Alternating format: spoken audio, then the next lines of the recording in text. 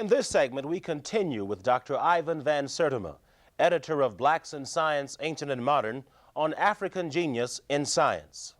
But when you leave Egypt, come down now into the other part of Africa, and you find that Africans had also developed advanced mathematical systems elsewhere. The Yoruba, for example, invented an advanced mathematical system. Claudia Zaslavsky, in her book, Africa Counts, Number and Pattern in African Culture, has shown this. Those people who were simple did not develop a complex mathematical.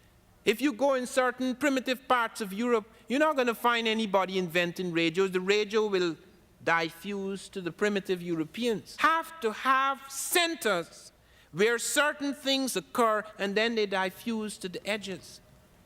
Mali, for example, in its centers like Djenné, they were performing eye cataract surgery in the 13th century.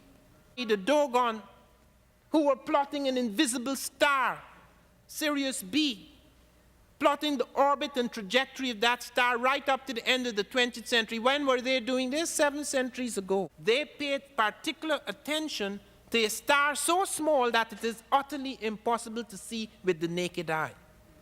They not only saw it, they spoke of its mass. They showed that it was an imploded star, which we now call a white dwarf, and that although there were stars around it much larger and brighter, this star was heavier. Einstein orbiting satellite discovered 2 years ago that there was something contracting and expanding, a supernova within the region of Sirius B. They showed that it had an elliptical orbit of 50 years around the parent star Sirius A and an orbit of 1 year on its own axis. We have established that Africans were correct about the 50-year elliptical orbit. Our telescopes have not yet established the 1 year orbit on its own axis. We haven't caught up with that one yet. All the great Greek scholars came to Africa. Thales of Miletus, Democritus, Pythagoras, Eudoxus, all of them came in.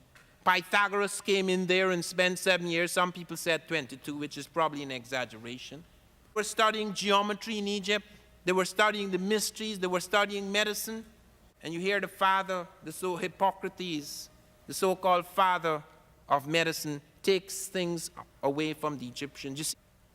The two most famous papyri, the Ebers Papyrus and the Edwin Smith Papyrus, one of them is still in the New York Academy of Sciences. It's still lying there. These things haven't disappeared. There are at least 10 major medical papyri which are still in existence, written in African hieroglyphs. As mathematical papyri are still in existence, they're just fragments and parts of things that have been largely destroyed, but they're still with us. There is absolutely nothing I'm saying here tonight, absolutely nothing that is speculative. Those of you who need to see the pictures again when they're shown here, who need to see the knowledge in detail, it's all in this book, Blacks in Science, Ancient and Modern. And scientists, about 24 scientists have contributed to this work. In medicine, we are stunned by the sophistication of the Egyptians. There is evidence that they seem to have standardized doses. As Herodotus points out, specialists for every organ at a time when nobody had medical specialists, had specialists for the ear, the nose, the eye, etc., just as we have today.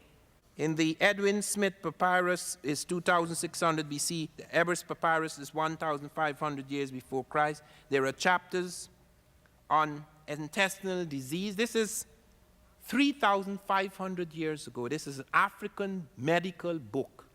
Chapters on intestinal disease, helminthiasis, ophthalmology, dermatology, gynecology, obstetrics, pregnancy, diagnosis, contraception, dentistry, surgical treatment of abscesses, tumors, fractures, and burns, section under the movement of the heart, the pulse, diagnostic percussion, etc. No people, for example, had mastered bandaging like the Egyptians. The Egyptians bandaged so well that there are bodies that died in Egypt thousands of years ago that are still with us. Even in spite of all the advances in medicine, who do you know was here 200 years ago whom you could still have a good look at? Some mummies are incredibly preserved.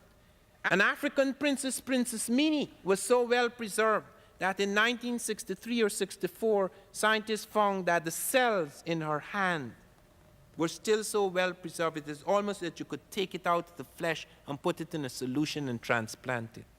This refined mummification formula which occurs around 900 and something BC has been found in Peru. The identical formula, the combination of substances, etc., found among mummies in Peru.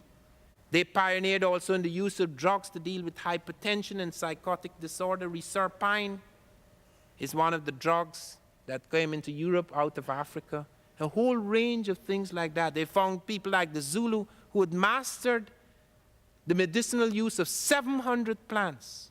The Egyptians had 1,000 plant and animal and other medicines in their materia medica. So you find they're the first to invent the steam engine. They have a steam, only one. They have one. They found it. They call it the Ayo field. They found that the Egyptians had invented an airplane. Now it's a glider. We don't know that it had any power. We don't know of that for certain. But they found it Saqqara, 300 BC.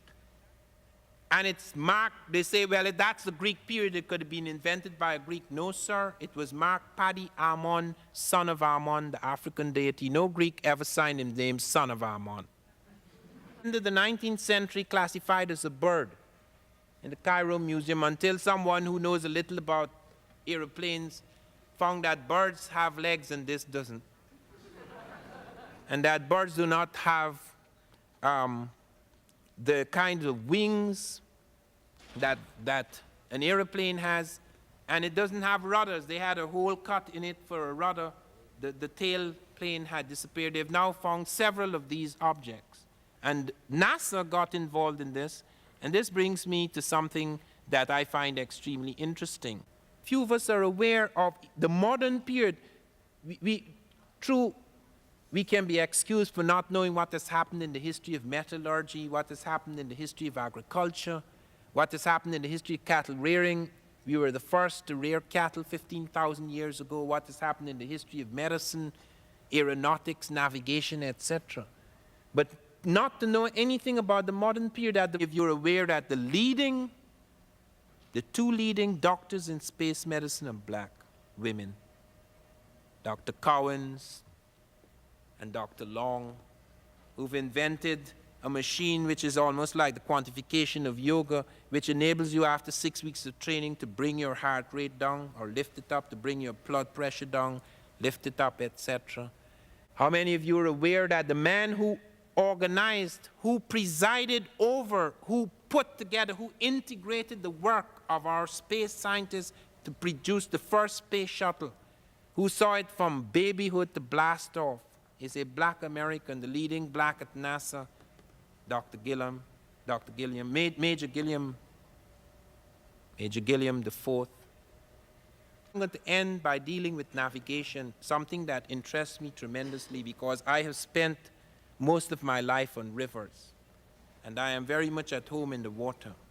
One of the things that astonished me was anthropologists assuming that it is impossible to cross the Atlantic. It is harder to cross the Sahara than to cross the Atlantic, much harder. The Atlantic has three natural roads leading from Africa to America. When I say natural roads, if you are caught in a ship or a large boat 100 miles off Africa and you fall into one of the great currents, there's one off the Cape Verde, there's one off the Senegambia coast, there's one off southern Africa, you have to come to America. Those are natural sea routes. They actually project you towards America. They thought of that as a dead sea. Hayedal showed, for example, in an Egyptian boat, which Africans built, the Buduma people in Lake Chad, rebuilt one of the boats used by the Egyptians centuries before Christ. And it crossed from Safi in North Africa right into the Caribbean. By itself. Rudderless boat came by itself into America following those currents. People have done more than that. Lindemann and Bombard. Alain Bombard took an African dugout, which no African would be mad enough to use in the Atlantic, because Africans invented at least 7 types of boat in the Niger, and about 17 types of boats on the Nile and on the Indian Ocean. The reason why people think that the dugout is all that Africans have is because when the Europeans went to Africa, they would turn to an African and says, look, I want to cross this river. I want a boat. And the African says, how soon do you want? He said, 3 days. They would give them a 3-day boat. And they would assume that that embraced their technology. Boats with sails. There were boats that had cabins above and below the decks. There were sewn plank boats that were just as sturdy and durable and maneuverable as Carthaginian ships, just as high a keel. There were boats that were lash log rafts. There were boats that were enormous dugout canoes, like the power canoe holding 48 men on board, 24 resting, 24 rowing. A whole range of boats. They found Egyptian scripts in America. They found it in the Davenport Stela. And people said it was found in 1874, you know, where the Egyptian calendar, there's description in Egyptian, in Libyan, and Iberian Punic. And they said it was a forgery until Dr. Fell pointed out that in 1874, no one in the world could translate Libyan or Iberian Punic. That was found later. Only Champollion had already deciphered Egyptian hieroglyphs. Yet there was Libyan and Iberian Punic underneath the Egyptian and saying the same thing. And no one in the world could have deciphered that in 1874. How could it be a forgery?